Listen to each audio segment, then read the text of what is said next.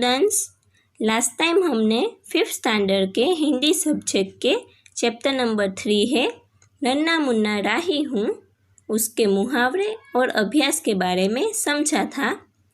आज हम समझेंगे नन्ना मुन्ना राही हूँ के स्वाध्याय के बारे में, जो आपकी टेक्स्ट बुक के पेज नंबर 16, 17, 18 और 19 पर दिया गया है।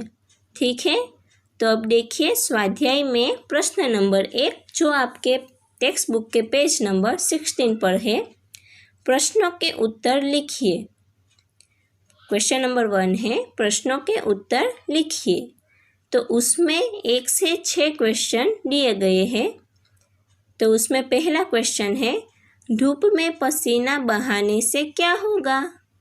धूप में पसीना बहाने से क्या होगा? उत्तर है, धूप में पसीना बहाने से खेत की जो फसल है वो लहलहा उठेंगे।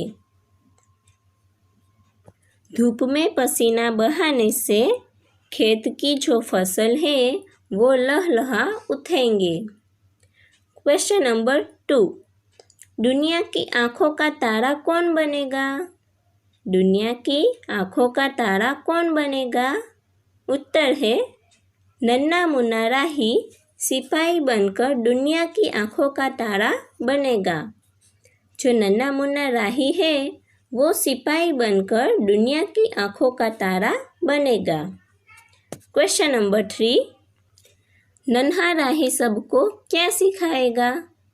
नन्हा राही सबको क्या सिखाएगा? तो उत्तर है, नन्हा राही सबको प्यार भरा व्यवहार सिखाएगा। नन्हा राही सबको प्यार भरा व्यवहार सिखाएगा। क्वेश्चन 4 है, नन्हा राही दुनिया में क्या गिरने नहीं देगा? जो छोटा सा बच्चा है नन्हा राही वो दुनिया में क्या गिरने नहीं देगा? तो उत्तर है, नन्हा राही दुनिया में बम गिरने नहीं देगा। नन्हा राही दुनिया में बम गिरने नहीं देगा। क्वेश्चन 5 है, देश का सिपाही कौन बनेगा? देश का सिपाही कौन बनेगा? कौन है? तो हमारा जो नन्हा बालक है वो देश का सिपाही है। तो उत्तर है, नन्हा बालक देश का सिपाही है। नन्हा बालक देश का सिपाही है। क्वेश्चन नंबर 6 है, नन्हा राही रास्ते पर कैसे चलेगा? नन्हा राही रास्ते पर कैसे चलेगा? उत्तर है, नन्हा राही रास्ते पर निडर होकर सीना तान कर चलेगा। निडर होकर यानी कि किसी से भी डरे बिना। तो नन्हा राही है वो रास्ते पर निडर होकर सीना तान कर चलेगा।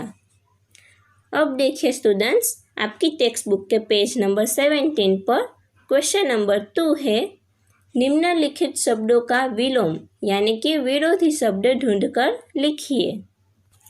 तो स्टूडेंट्स, यहाँ पर शब्द दिया गया है, उसके आपको विरोधी शब्द ढूंढने हैं और बाद में लिखने हैं। जैसे कि आगे, तो आगे का विरोधी शब्द क्या होगा? पीछे। तो ऐसे ही हमें शब्द ढूंढकर लिखने हैं। देखिए आपको उदाहरण भी दिया गया है, आगे पीछे। आगे का विलोम शब्द है पीछे। उसके बाद कहा गया है कि उपयुक्त विलोम शब्द आधारित वाक्य बनाइए। तो मतलब कि स्टूडेंट्स, यहाँ पर ऊपर जो शब्द दिए गए हैं उन शब्दों के आधार पर आपको वाक्य भी बनाने हैं। जैसे कि यहाँ पर एक एग्जाम्पल दिया गया है, सब बच्चे आगे चले जा रहे थे, कोई भी बच्चा पीछे नहीं रहना चाहता। तो स्टूडेंट्स, यहाँ पर जो विलोम शब्द है आगे और पीछे, तो उसके लिए हमें वाक्य बनाने हैं। तो यहाँ पर आगे के लिए वाक्य है, सब बच्चे आगे चले जा रहे हैं, तो उसमें आगे आ गया। और कोई भी बच्चा पीछे रहना नहीं चाहता, कोई भी बच्चा पीछे नहीं रहना चाहता, तो उसमें पीछे शब्द आ गया। तो ऐसे ही हमें भी शब्द ढूंढकर लिखने हैं और उसके वाक्य बनाने हैं। ओके स्टूडेंट्स, इसे आप लिखने का प्रयास जरूर कीजिए। अब देखिए क्वेश्चन नंबर 3। नीचे दिए गए शब्दों के दो पर्यायवाची शब्द सामने दिए गए आयत में से ढूंढकर लिखिए। स्टूडेंट्स, यहाँ पर पर्यायवाची शब्द लिखने हैं, यानी कि समान अर्थ वाले शब्द। तो यहाँ पर एक शब्द है राही, तो उसके लिए हमें पर्यायवाची शब्द 2 ढूंढने हैं। तो यहाँ पर जो येलो कलर का आयत दिया गया है उसमें से हमें ढूंढकर लिखना है। तो राही के लिए क्या होगा? एक तो है मुसाफिर और दूसरा है पंथी। तो ऐसे हमें 2 शब्द ढूंढकर सभी शब्दों के सामने लिखने हैं। ओके स्टूडेंट्स, अब देखिए आपके टेक्स्ट बुक के पेज नंबर 18 पर, वहाँ पर दिया गया है क्वेश्चन नंबर 4। उसमें लिखा है मातृभाषा में अनुवाद कीजिए। तो स्टूडेंट्स, हमें मातृभाषा में अनुवाद यहाँ पर नहीं करना है। यहाँ पर जो हिंदी के वाक्य है उसका हमें इंग्लिश में ट्रांसलेट करना है, यानी कि इंग्लिश सेंटेंस बनाकर लिखना है। ओके स्टूडेंट्स, तो पहला है धरती पर पापी जन्म नहीं लेंगे। तो इसके लिए हम इंग्लिश सेंटेंस बनाएंगे और लिखेंगे कि sinners will not be born on earth. Sinners will not be born on earth. दूसरा है बच्चे रास्ते पर बिना डरे चल पाएंगे। बच्चे रास्ते पर बिना डरे चल पाएंगे। तो उसके लिए आंसर है children will be able to walk on the road without fear. Children will be able to walk on the road without fear. उसके बाद तीसरा वाक्य है मैं देश का सिपाही हूँ। मैं देश का सिपाही हूँ। तो उसके लिए सेंटेंस है I am a soldier of the country. I am a soldier of the country. अब देखिए 4th, दुनिया में कहीं भी बम नहीं गिरेगा। दुनिया में कहीं भी बम नहीं गिरेगा।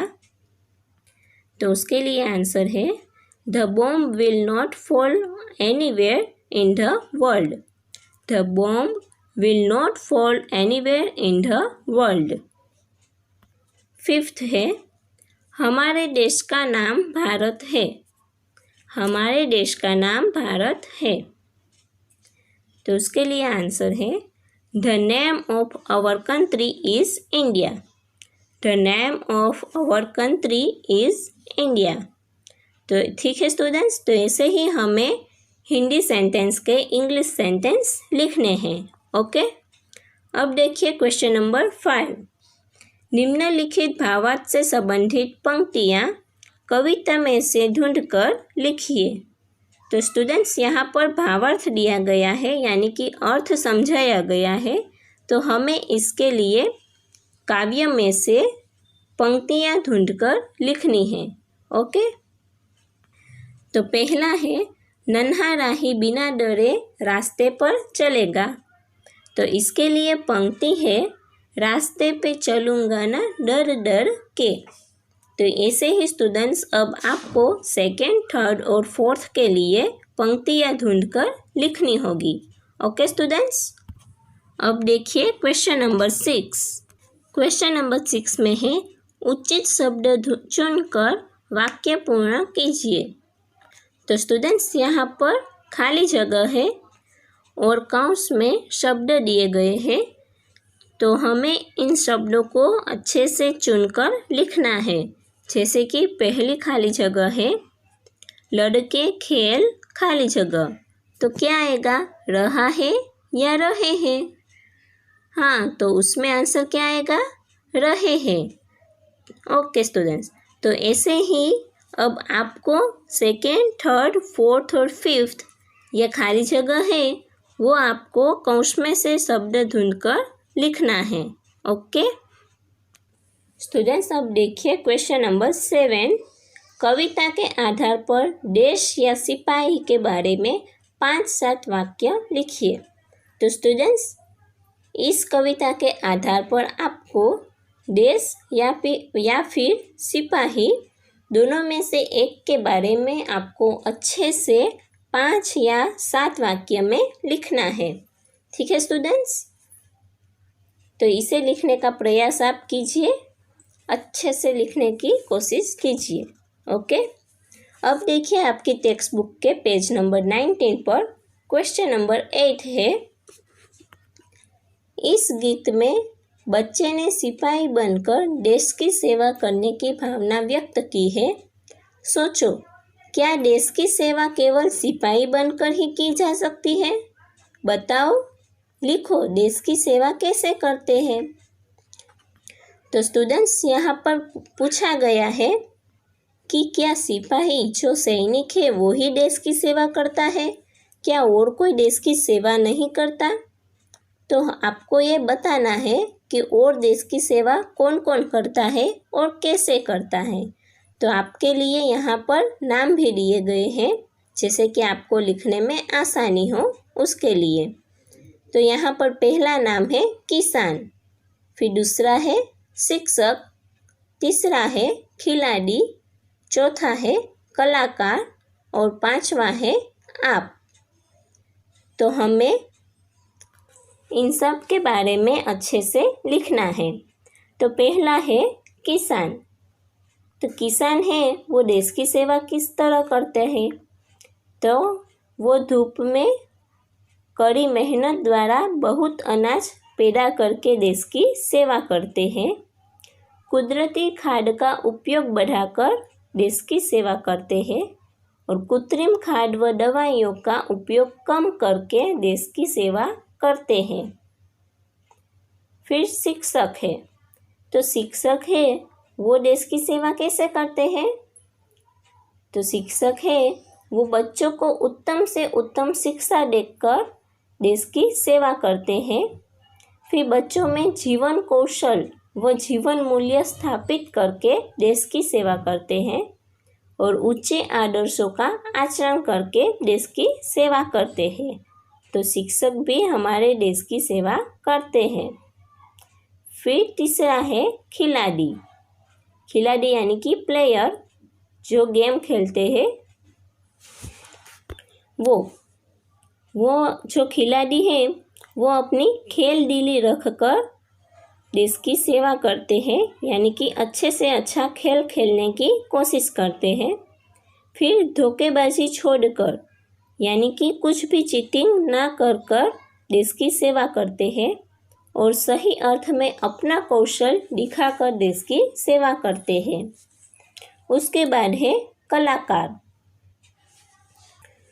तो जो कलाकार है वो आजीवन अपनी कला की साधना करके देश की सेवा करता है। केवल अर्थ को एकमात्र लक्ष्य न बनाकर देश की सेवा करते हैं। सकारात्मक दृष्टिकोण रखकर मूल्यों को उजागर करके कलाकार है वो देश की सेवा करते हैं। और उसके बाद है आप। तो स्टूडेंट्स, आपके बारे में तो आप ही बता सकोगे, मैं तो नहीं बता सकूंगी। तो इसके बारे में आप देश की सेवा कैसे करोगे वो आपको लिखना है। ठीक है स्टूडेंट्स। उसके बाद देखिए क्वेश्चन नंबर 9। शिक्षक द्वारा दायां यानी कि दाहिना एवं बायां किसे कहेंगे यह जाने। तो स्टूडेंट्स, दायां मतलब कि दाहिना यानी कि राइट और बायां यानी कि लेफ्ट। तो दायां यानी कि राइट और बायां यानी कि लेफ्ट। तो ऐसे इसका मतलब होता है दायां बायां यानी कि राइट लेफ्ट। ओके स्टूडेंट्स, तो यहाँ पर हमारा जो 3rd चैप्टर है नन्हा मुन्ना राही हूँ, जो अच्छी सी कविता है, यहाँ पर देशभक्ति गीत है, वो यहाँ पर समाप्त होता है। अब नेक्स्ट टाइम हम समझेंगे चैप्टर नंबर 4 है सोच अपनी अपनी, उसके बारे में। ठीक है स्टूडेंट्स, ओके बाय।